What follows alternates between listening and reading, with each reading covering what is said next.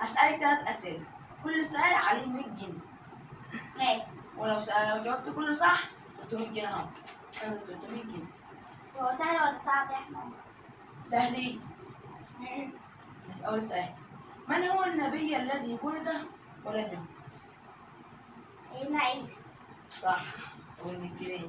100 تاني جنيه. سؤال، من هو النبي الذي مات ولم يولد؟ سيدنا آدم.